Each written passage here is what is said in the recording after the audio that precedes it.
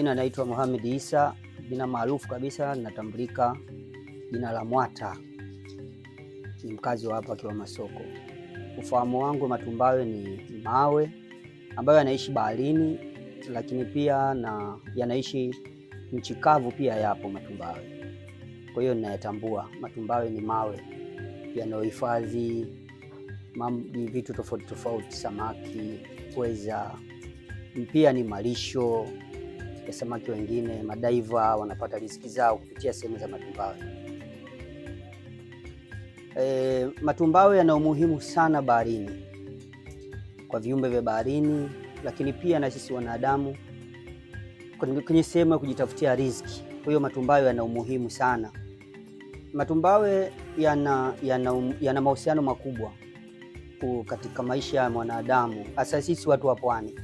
Matumbawe watu tunavua pweza, tunavua kamba, pia wengine wanachoma. Ni sehemu ya uharibifu, lakini wao wanavunja, wakachoma chokaa, wakajengea makaro ya maji machafu, nyumba. Kwa hiyo matumbawe kwa namna moja ama nyingine tuna manufaa nayo makubwa.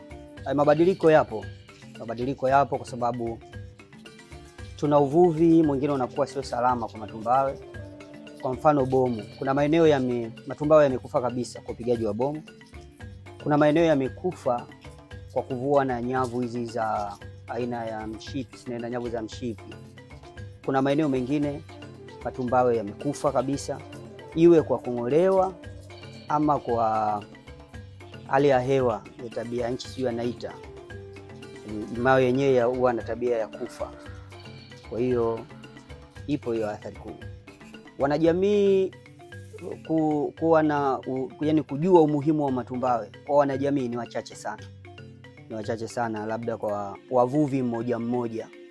Lakini leo ukimwambia mtu kuhusu tumbawe, yeye anaona ni kitu cha kawaida tu, kama hakina umuhimu wowote. Si tumbawe tu, hata kama nyasi bahari, mwingine anaona hakuna umuhimu wowote, anaona ni nyasi za kawaida, mawe ni ipo kawaida tu.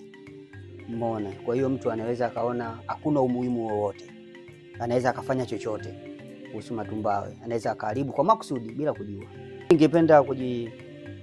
Ningejifunza, yani napenda kujifunza kuhusu matumbawe. Kwanza nijue, kwa sababu inawezekana kwa haya ninayoyafahamu yako mengine makubwa zaidi ninayohitaji mimi nijue, ili mwisho wa siku shirika linaweza likaondoka.